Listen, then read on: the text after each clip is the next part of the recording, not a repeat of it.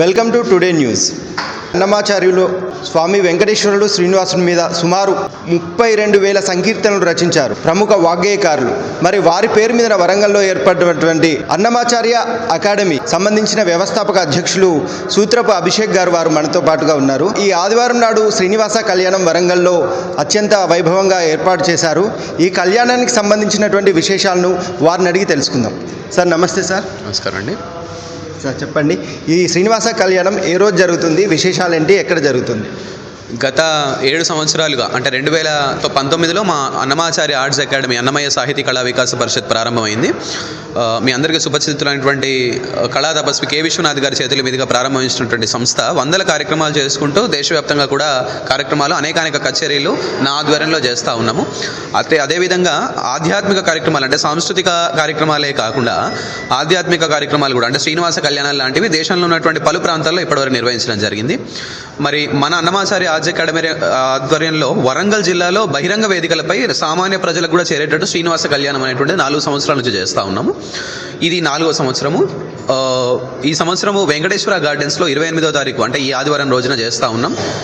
అంగరంగ వైభవంగా చేస్తూ ఉన్నాం. కాబట్టి భక్తులందరూ కూడా ప్రముఖంగా చేసేది సామాన్య భక్తులకు శ్రీనివాస కళ్యాణం రీచ్ అవ్వాలనేటువంటి ఉద్దేశంతో చేస్తూ ఉన్నాం. కాబట్టి అందరూ కూడా అధిక సంఖ్యలో పాల్గొనాల్సిందిగా మేము ఆశిస్తూ ఉన్నాం.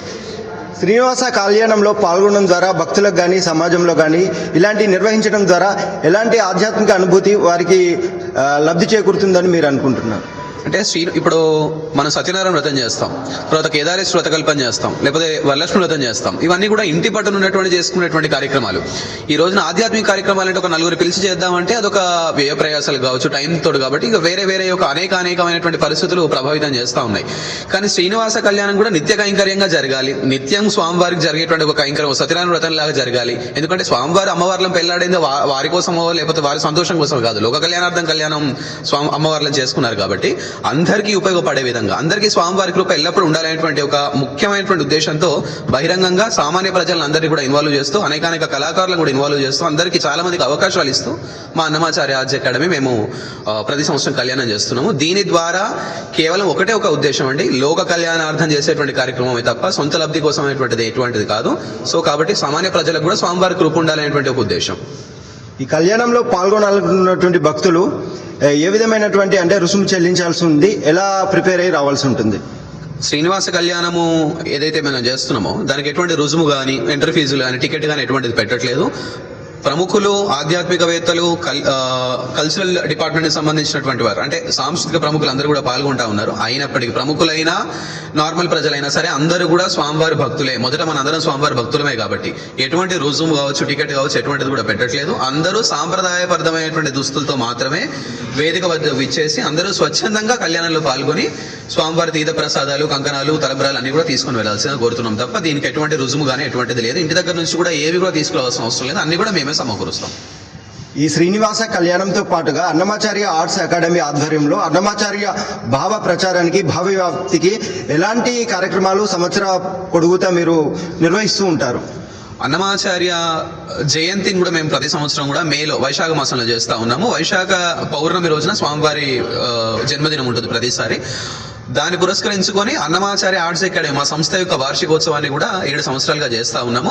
ప్రతి సంవత్సరం మేలో అన్నమయ్య జయంతి చేస్తాం. దాంట్లో దాదాపు 1000 నుంచి 2000 మంది కళాకారులు రాష్ట్ర వ్యాప్తంగా ఉన్నటువంటి వాళ్ళు వచ్చి వారి కళా ప్రదర్శనలు చేసి మేము ఇచ్చేటువంటి ప్రశంసలన్నీ కూడా తీసుకుని వెళ్తారు. దీని ద్వారా ఈ మా సంస్థ ద్వారా అనేక మంది కొత్త కళాకారులు కూడా వారికి అవకాశాలు పొందడం జరుగుతూ ఉన్నది. త్వరలో భగవంతుడి కృపతో స్వామివారి అనుగ్రహంతో అన్నమాచార్యుల వారి యొక్క విగ్రహాన్ని కూడా వరంగల్లో నెలకొల్పబోతా ఉన్నాం.